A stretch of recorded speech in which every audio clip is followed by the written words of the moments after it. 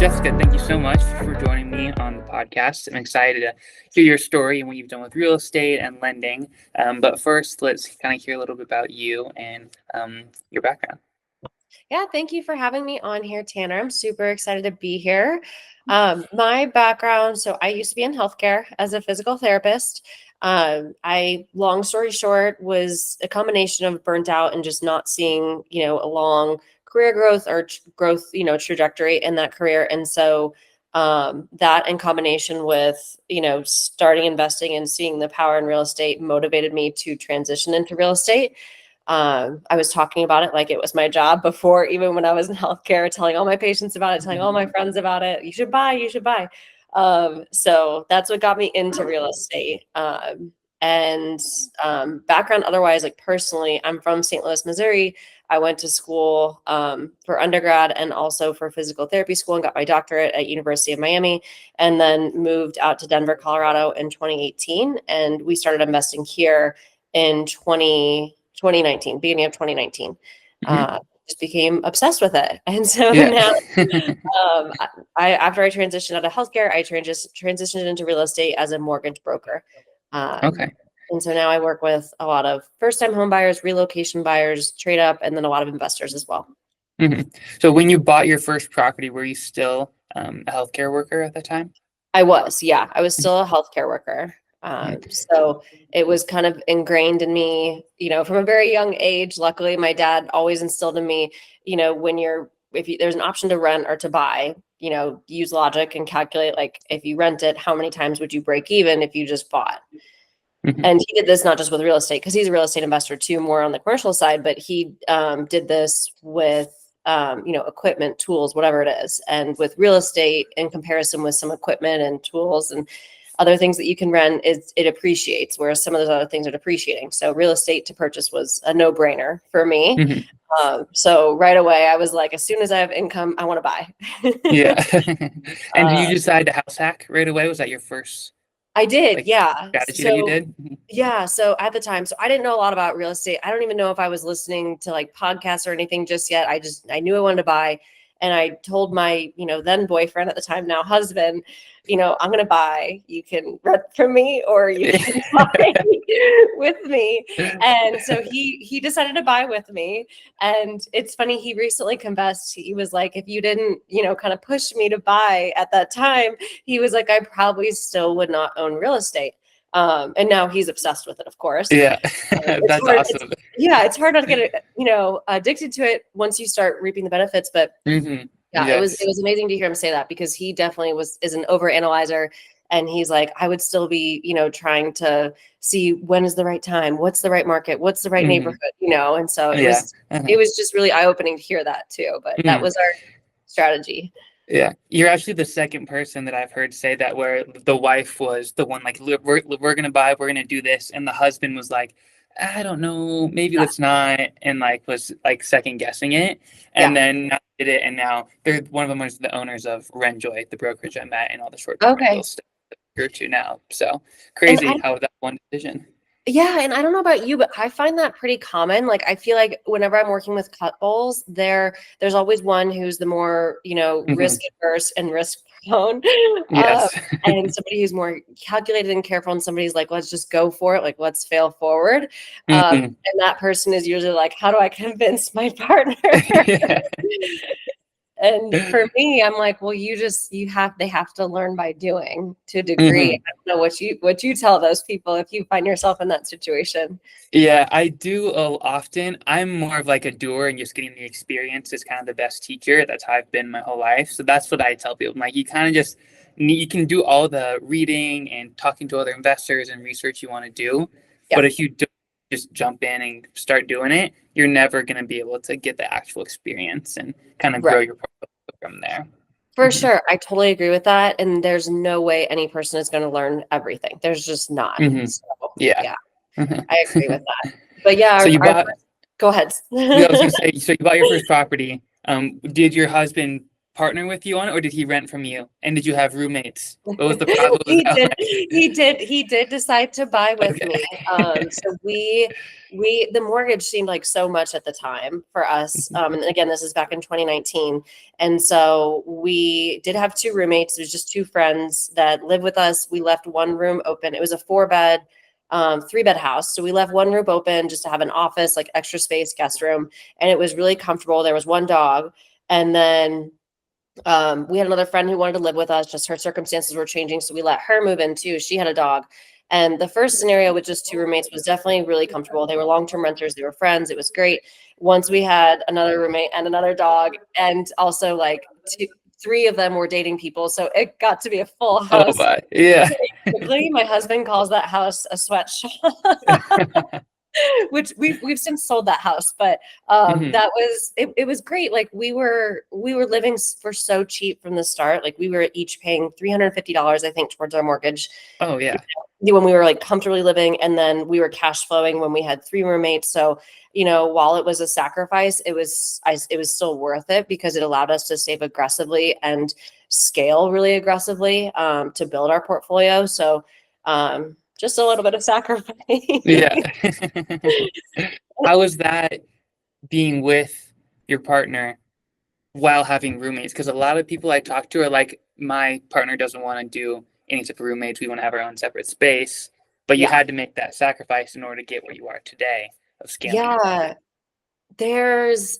And that's a real concern. And each person is different. And it's best to like have that conversation up front. And for us, there were definitely some conversations like in the midst of it of like, I feel like you're a roommate.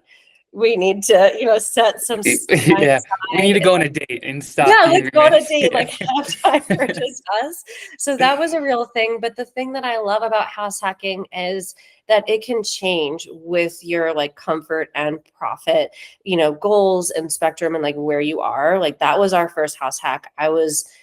I don't like mid young 20, like I was young. I feel like I was so young at the time. Where it was like more comfortable to do that. Like we had just, moved out of college where we were already living with roommates.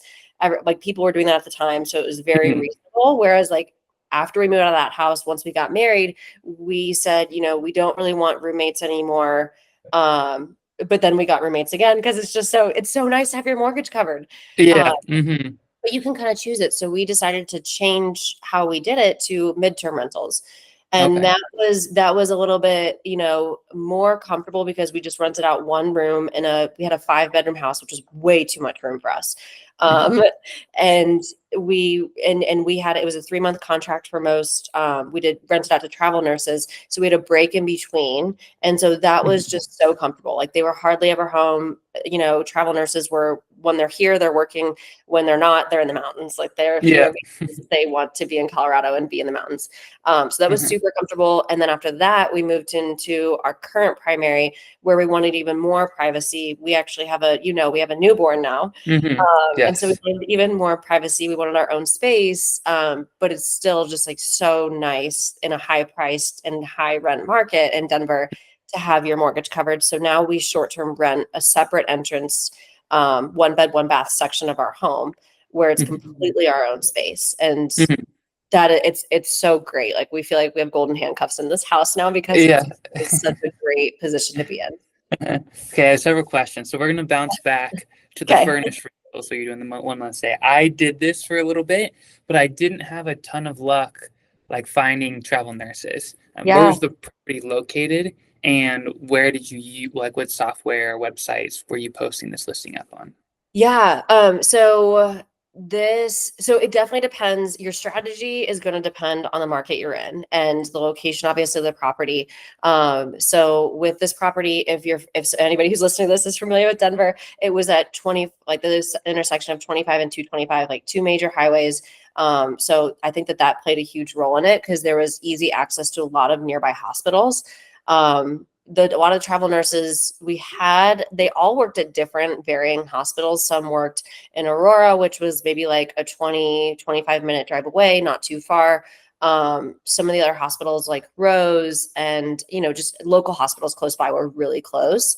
And I think too, like a lot of people focus on the travel nurses. I think opening up your marketing towards other like midterm, which midterm is usually longer than like 30 days or longer, Hmm.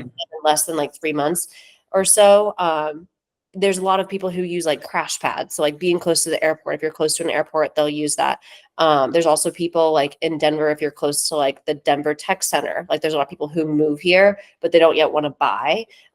So they'll rent like a short-term place like that. And there's also people who, go through breakups or divorces and they just need a short-term place. Like we had a few people actually like that rent to us. So it really just depends on where you are. But for us, like those are some of the people we worked with. We did advertise this. I think we had at the time Zillow did not allow single bedroom advertisements. Now Correct. they Yeah. do, which is awesome. So we didn't advertise it on Zillow. We advertised it. I think we found most people on Facebook. Hmm. There's like in a big city, you'll find that there's a lot of Facebook groups that are catered towards rentals and short-term rentals and young professional rentals, like that sort of thing. And in Denver, there's Colorado travel nurses, Colorado like medical, like healthcare professionals, like stuff like that groups. And then there's also national ones. So I would post our listing, but I think also we were really successful, and I was like doing proactive outreach to people too. Like if I saw somebody Hmm. was looking, I was like, hey, like here's our place that fits your criteria. Uh, Hmm. and then I think we had it listed on Craigslist too, but the comfort level with that is going to change by city. Yeah, I think Like, so. I never posted mine on Craigslist. yeah, Craigslist to me is like not where you find a place to live. It's like kind of some weird people on there. yeah, So I yeah. just stuck to Facebook Marketplace is where I had mine, and I did Furnish Finder as well. Did you ever use Furnish Finder? I didn't. I had looked at Furnish Finder, but we had so much success on Facebook and some of these other Hmm. places. We did apartments.com too. Yes, I did that one. Hmm. Yeah, I don't think we use Furnish Finder, but that's Yeah. probably the most popular one. Yeah, I think it's most popular for like full units because I never got anyone from Furnish Finder when I put it up there. I Okay. did get people from Facebook that were like, "Oh, I saw your place on Furnish Finder," and then once they saw it on Facebook, they just felt more comfortable. So then they would reach out. Is what it was. Interesting. So Interesting. yeah, And this was for a house hack for you too, for midterm yeah, rental? yeah. Okay. So this was like it was a duplex, and on my side, I was also renting out a furnished bedroom, and I Yeah. shared the bathroom with it. And it was just that's what people were interested in, and it was on Airbnb for like short term. And then I was just trying to get anything I could get because like I don't Okay. care. It's not getting booked out too far in advance because it's just like a quick. Oh yeah, I'm gonna go. I need just one bedroom type of a thing. So yeah. Gotcha. So you were fully like you were maximally cash flowing this place, like when it comes to profit, high on the profit, low on the comfort. Yes, yes. I was Nice. cleaning it all myself. Like it was, and at that point I was like, all right, no more roommates. I'm done with this roommate Yes. thing. Yeah, It's like exactly. it's good when you start, but then you learn, you're like, okay, I learned everything with it. I don't want to do it anymore. And Yeah, so you're now like been there, done yeah. that. How long ago was that? That was, see, I bought my third property in August of last year, at the end of August. So it's been about 10 months Okay. since I moved out of that house hack into this new one. And now I have like my own basement studio type thing now. So it Perfect. works out where I still do all the short term and long term stuff, but Okay. it's all just around me, but not like in my personal space, which I like. Yeah, it's nice to have that separation. Yeah. So now your third property, you do a lot of short term, and Yeah. it's second entrance. Is it like a full kitchen or is it a kitchenette? What's the stove cooking situation like down there? So it literally has a mini fridge, a microwave, and then we have an Mhm. espresso machine. That's it. Okay. And Mhm. we love it. Like we have a separate external Airbnb that sleeps 12, has a separate like little dwelling that's a game room, has a huge yard. I mean, when you talk about in terms of like operation and maintenance, like this place is higher on the spectrum for that. And then Mhm. our place sleeps two, has, very minimal low maintenance, which makes the turnover and the cleaning super easy. And we Mhm. do a combination of, I manage that one. It's so easy compared to the other one. It's all relative, right? But that one, Mhm. in terms of the cleaning, like it's just so much easier because there's not a full kitchen. Um, Mhm. and it just sleeps two. It just has the one bathroom, Mhm. compared to the other one where it's like the full kitchen, bigger parties, bachelorettes, bachelor parties, and actually Yeah. a lot of families, which families are Love families, usually the messiest, usually the Yes. highest maintenance. Kids, again, love kids, have a kid of my own, but like the Mhm. messiest. Mhm. So, but yeah, to answer your question, separate entrance, no kitchen. Mhm. Got it. Yeah. So you have this property is in like downtown Denver area. Yeah, so we are just off of City Park. So the Okay. location, I think, helps us to keep like our occupancy rates are like low 90s, high 80s. Mhm. We've only been operating this one since the spring because we Mhm. did do some renovations on this property, but so I'm renting it in the high season, so we'll see how it does through the fall and the winter. But I Mhm. think the location just helps to keep it booked. Like, Yeah. yeah. Uh-huh. What are the Denver like short-term rental laws that you have to follow down there? So it in Denver, it has to be your primary. So that's why I say we have golden handcuffs on this place. Mhm. Because once we move out, either there's a few ways there's still loopholes. Like we could have somebody hold the short-term rental license if they were, long-term Mhm. renting the part of this. But then it's like, okay, is that a headache to have them manage, or Yeah. do we do this? And we're at the point in our lives where we're like, we want minimal headache. I mean, most people don't want to Mhm. have, but I'm like, I want minimal time, but Yeah. also a great investment, cash flow, and all those things. But in Denver, Mhm. it does have to be your primary to short-term rent it. Mhm. Got it. Do you see like many other people in your area also doing that too to try and get the short-term rental revenue? Is that like the thing? Yeah, I think there are quite a few families who are doing that. And they'll do it like they'll have similar setup with us where it's a single family home and there's like a separate entrance. Or I've noticed on Airbnb because I'm like looking to see who our competition is often. Yeah. And also I have clients in the area too. They'll do like a single bedroom and they'll rent that. And a lot of times people will do that when they travel a lot for work. Mhm. So I think that that's super smart. We have neighbors who they actually a couple years ago they built an ADU above their garage. Very And cool. so they rent that out. A lot of times they actually just have family of like nearby neighbors or people they know renting it out. So yeah, I think it's a common strategy, and I think it's a really like, I mean, the word hack is so literal in this situation that Yeah. it is such a hack. Like it is such a great trick to living in a high priced market. Like I don't know how anybody else affords it unless if they're Mhm. overextending themselves or bought in the low interest rate, climate. Mhm. Yeah. With having a newborn, what challenges are you seeing with like make sure he gets cleaned? Is there ever like, oh, the baby's too loud and we have guests? Is there noise issues, communications? Where are you experiencing with that? Yeah, I with like the challenges, I would say the one challenge, and I was actually just reflecting on this last night randomly, that he like doesn't, we're so lucky he's such a good baby, knock on wood. He doesn't cry a ton as long as I keep him fed. He doesn't cry a lot, but even so, like his nursery and where he hangs out is like completely on the other side of the house from where the Mhm. short-term rental is.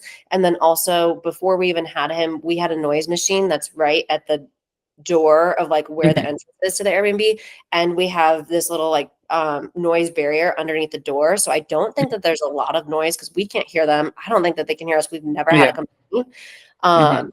The biggest challenge is the washer dryer is in that room. Mm. Okay. And with a newborn, there's a lot of fluids. Yeah. that's, that's all I'll say about that. And so we just reduce the days, like the stays. So that way, I think Okay. it's nobody can book more than 4 days at a time, I think. Yeah. Mhm. So I think there's a lot of different ways you can, again, just this, I mean, with a house hack, you can just kind of change the parameters to do Mhm. what you want, to Yeah. fit your lifestyle. So I really like the flexibility. Mhm. What about for real quick about the noise canceling thing? Because Yeah. I have a huge noise problem in mine. It's mainly for me because Yeah. I hear step up above me is what I hear. But it's an old house, so it just creaks and all that. Yeah. The noise machine, is that just like on whose side of the door, and is it just like a white noise machine, or how does that It's a operate? white noise machine. It's so funny because Mhm. we had originally bought that for our baby, and we have Yeah. not once used it for him. We just use it for the short-term rental because he doesn't need it. But we keep it Mhm. on our side of the door. It's Bluetooth, so I always keep it on when Okay. guests are here, and then when they leave, I turn it off. Mhm. And like ours, it's side by side. So I think I can Mhm. see yours will be a little bit more challenging because it's up and down. Like Yeah. people walking above and below you. And I have friends that Hmm. have a place like that, I wondered how much it would help them too. Hmm. So you should try it. See if it Yeah. helps. Yeah. Uh, So you have how many properties total, and what have you done for like the ones you moved out of and for yeah. operating them now? So we have 5 right now. We have, in terms of operation, we manage them all ourselves. Hmm. Long-term rental, I think, we screen everybody ourselves. As a lender, I'm pretty thorough with my screening Yeah. process. My husband actually gives me crap sometimes because he's like, Jess, come on, like you don't need to ask that. They seem qualified, but it's one of those things. It's your biggest asset. No, you want to do your due Hmm. diligence.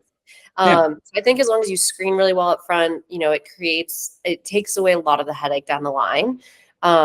In terms of managing, and long-term management, in my opinion, in my experience, is like pretty easy. Hmm. Especially once you realize, like, hey, if it's a plumbing problem, you just call a plumber. If it's Hmm. a HVAC issue, like you call an HVAC. Like these issues are going to come up. There's people who know how to fix them. It's not anything somebody hasn't dealt with. Yeah. Uh, and I think where it was stressful in the beginning is like, oh my gosh, there's a plumbing issue. And it's just like, okay, you just call somebody. And Yeah. It's long-term rental, really that easy. Like you just call them and say, "Hey, there's an issue. Can you go and figure out what it is, and then let me know how much it costs?" yeah, And then exactly. they do that, and it's like, okay, it was only Yeah, a couple $100, not 3,000. it's not. And I think too, what's important with that is like still building reserves, like having reserves, because that's when it gets stressful. Like Mhm. there's no kind of stress like financial stress, Yeah. and that's not what these investments are for. So building reserves and then having a great crew, having great vendors, is really really important. It took me a while. Like Denver, I live here, so it's really easy, and most of our properties are here. I have an out of state property in Florida that I manage, in an area that I haven't lived. And so it took me a Hmm. little bit to build those people. But once you find one good vendor, they usually work with other great vendors. So I think I have a good team there now.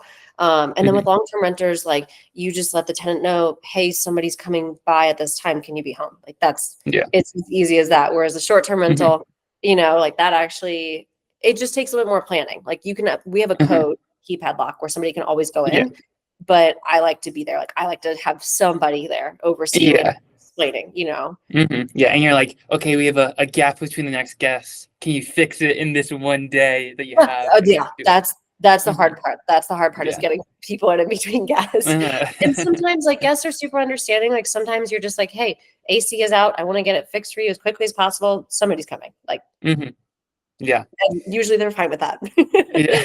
So For your property in Florida, how did you end up purchasing that one? Did you decide like we're going to do that state and we're going to target Florida?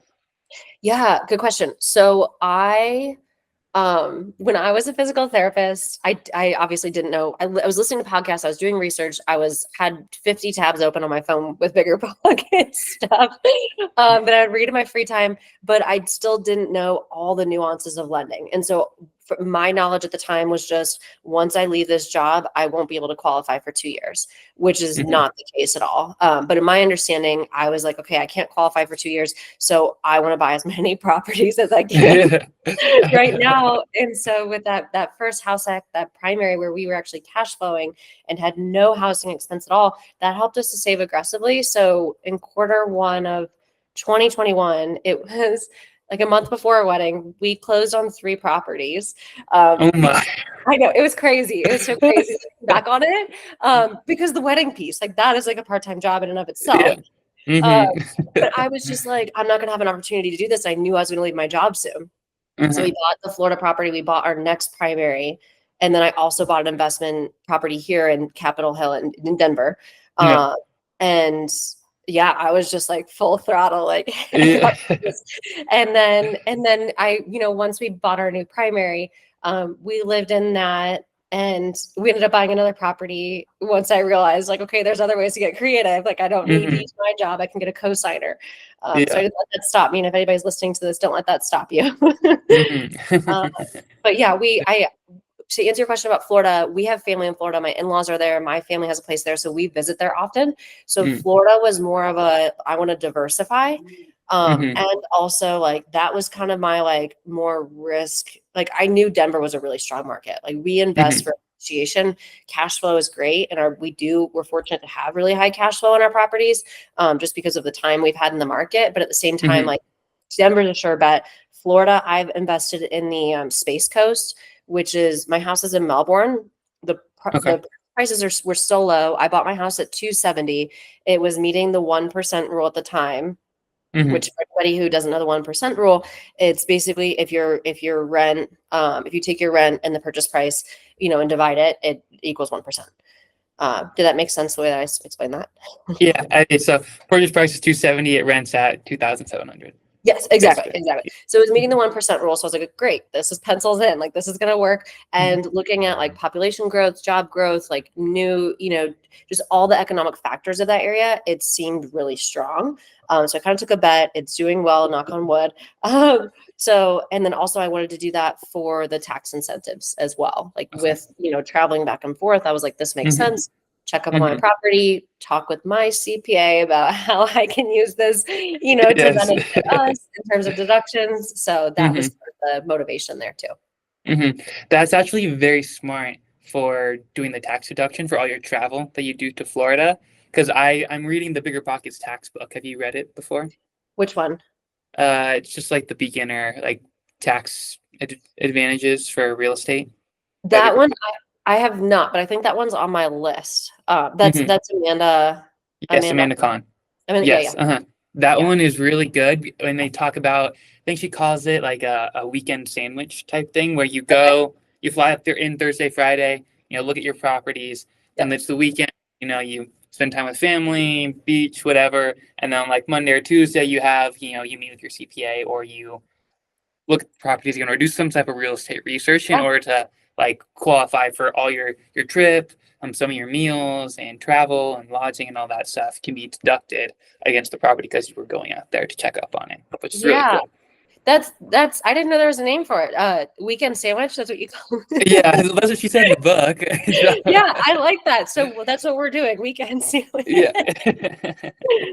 Awesome. That's like I didn't know house hack was a term when we bought our first house, but I learned eventually it was a term. Yeah. It's kind of cool. Yeah, weekend sandwich. That's what we're doing.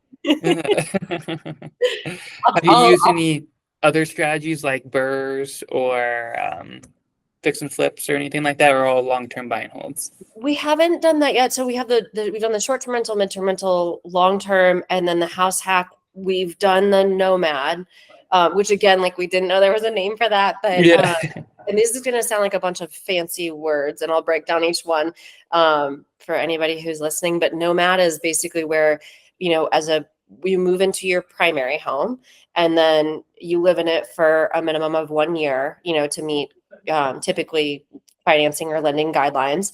And then you move into the next property, minimum of 1 year living in that home. You can move in the next year. We move every 2 years just because it's more comfortable. A year goes by really quickly. And also because we want to basically preserve the ability to take advantage of the 2 out of 5 year capital gains tax exclusion, which we did on our first property, the sweatshop that I mentioned. And we're planning to do that on our second primary, probably next year, as long as the market's in a good place to sell. And then we'll probably do that actually on this home too, eventually 2 years after that. I really, really like that strategy because for a few different reasons. One, it allows you to leverage your assets as much as possible.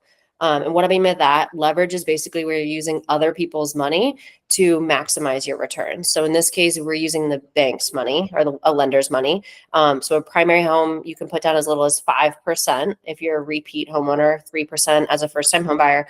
And that allows you to kind of keep your cash in your pocket for savings, to invest it elsewhere, buy more real estate, like whatever you want.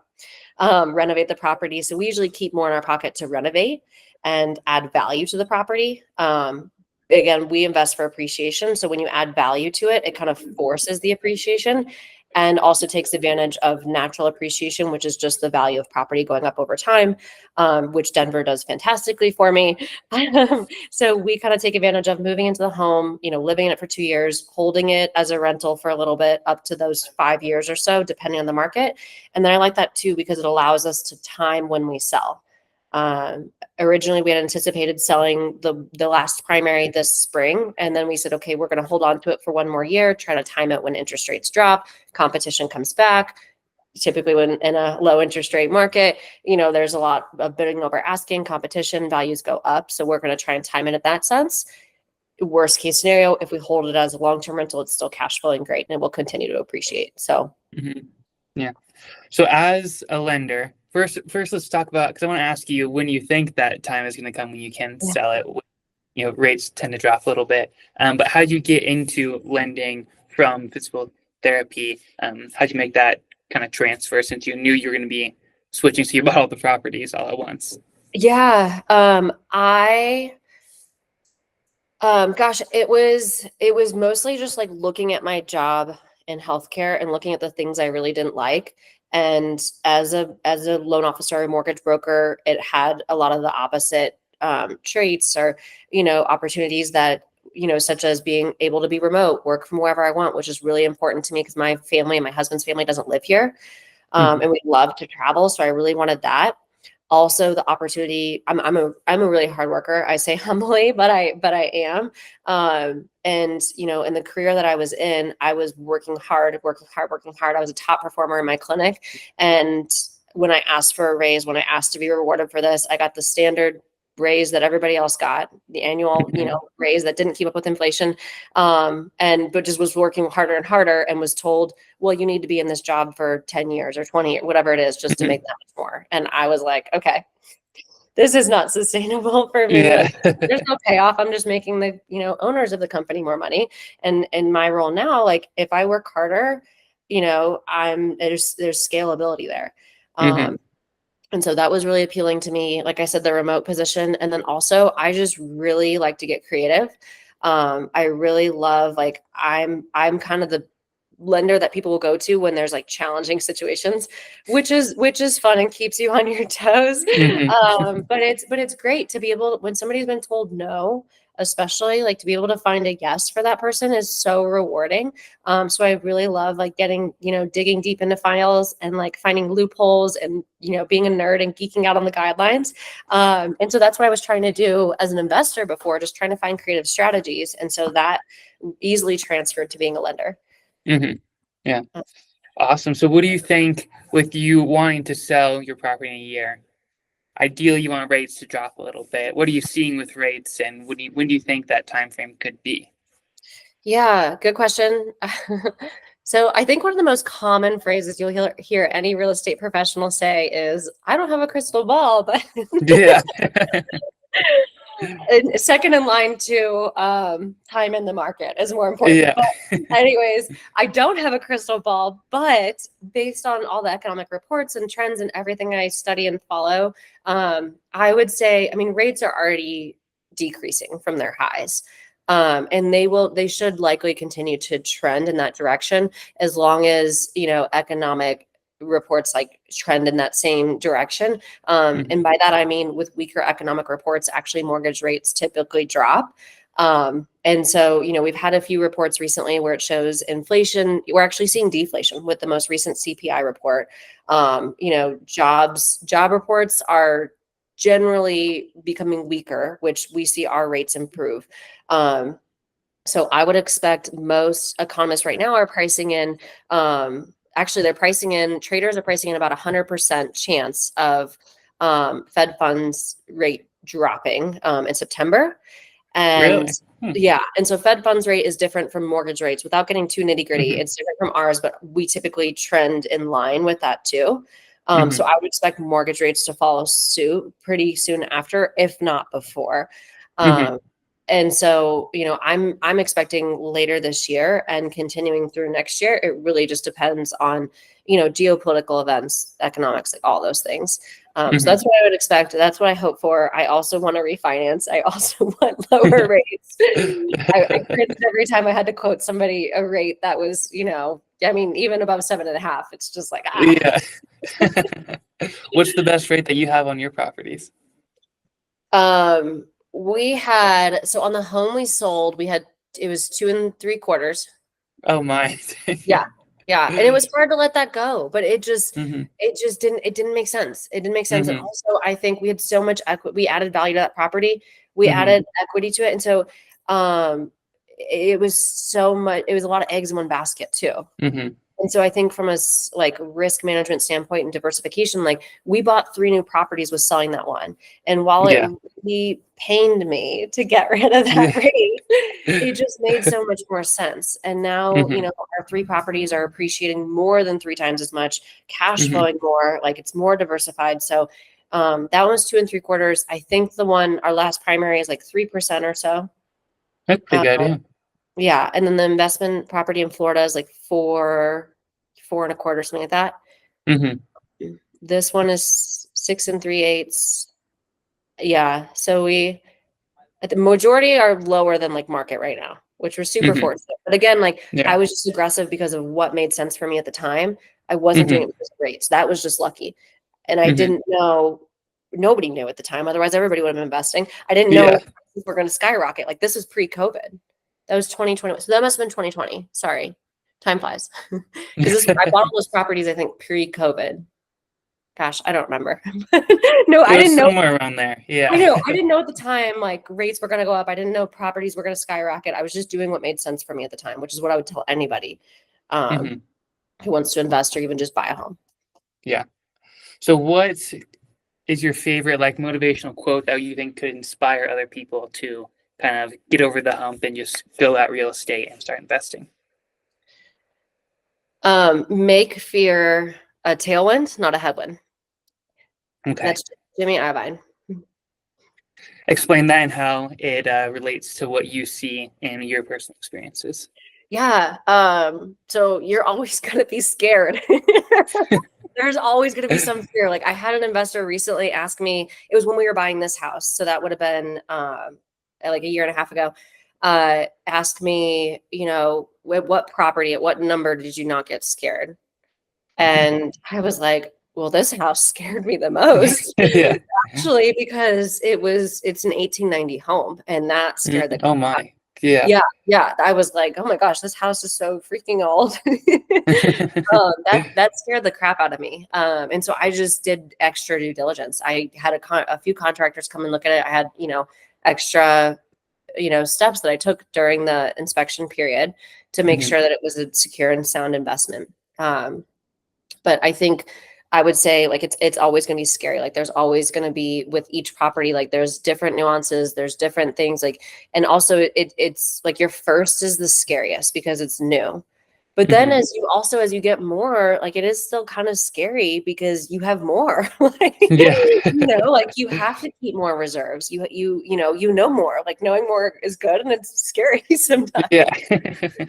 Because So as your property gets like your portfolio gets larger, then it's like, okay, now instead of 400,000 in debt, I have $1 million of debt that I owe to the bank. exactly. Like, Yeah. if you think of it like that, like that's kind of freaky to think like if this all goes bad, I owe millions Yeah. of dollars back to people, the Don't bank. But yeah, don't add up how much debt you have, how much your net worth, add up how much your net worth. yeah. But you're right. You do have to think of it as like this is my portfolio as a whole. And that's where Mhm. you just really have to have like just looking at everything from like a higher standpoint of, this is like this property is cash flowing and this one's negative, but Mhm. this one's cash flowing higher to make, to justify this one. And maybe this one appreciates more or it's meeting some other goal for you, Mhm. instead of just like I have one property, it's cash flowing, it's appreciating. Mhm. Yeah, definitely. Well, thank you, Jessica. I think you had some great advice for people to learn about. If anyone has any lending questions or real estate questions, where can they reach out to you at? Yeah, my Instagram is Homes with Jessica Khani. It's Homes with JESSICA KHANI. Yeah, thank you Mhm. for having me.